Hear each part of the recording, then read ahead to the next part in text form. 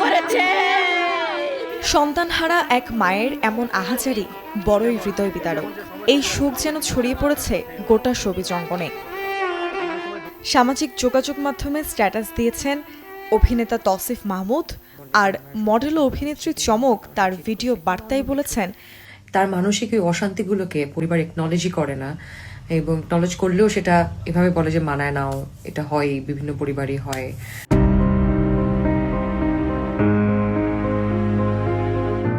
Stay সেফের double layer প্রোটেকশনই পিরিয়ডের heavy floor দিনগুলোতে আমাকে রাখে নিরাপদে। Stay safe. সদ্য প্রয়াত ইকরার মৃত্যু নিয়ে ফাঁস হওয়া তার ব্যক্তিগত চ্যাটে ফুটে উঠেছে সংসার জীবন নিয়ে নিদারুণ যন্ত্রণা। নুসরত জাহান তৃষার শেয়ার করা চ্যাটে লেখা, যাকে আমি 15 বছর ধরে আগলে রেখেছি, তার জীবনে আজ বাইরে থেকে আসা একটা মেয়ে এতটা আপন হয়ে উঠেছে।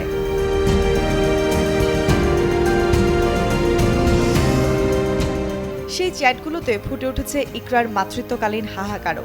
ইকরা আরও জানিয়েছিলেন, ফেসবুকে আলভিকে নিয়ে গর্ব করে পোস্ট দিলেও দিন শেষে মানুষ যখন তাদের সম্পর্ক নিয়ে হাসাহাসি করত, তখন তার খুব লজ্জা লাগত। ছোট পর্দার জনপ্রিয় অভিনেত্রী তাসনুভা তিশা লেখেন, মানসিক স্বাস্থ্য নিয়ে কথা বলার এটাই উপযুক্ত সময়।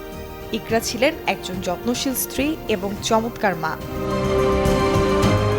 ছোট পর্দার আরেক অভিনেত্রী সাদিয়া তানজিন, তিনি লিখেছেন, মানুষ মরে গেলেই সমাজ বোঝে সে কষ্টে ছিল।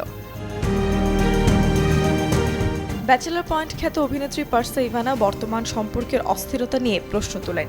তিনি লেখেন, চারিদিকে এত মিথ্যা কেন? অন্যদিকে সিঙ্গার সাবরিনা সাবার স্ট্যাটাসে আলভিকে ডাকা হয়েছে তার সন্তানের মায়ের খুনি। 2010 সালে ভালোবেসে পালিয়ে ঘর বাঁধা এই দম্পতির সংসারে রিজিক নামের একটি পুত্র সন্তান আছে। Desk report, channel 24।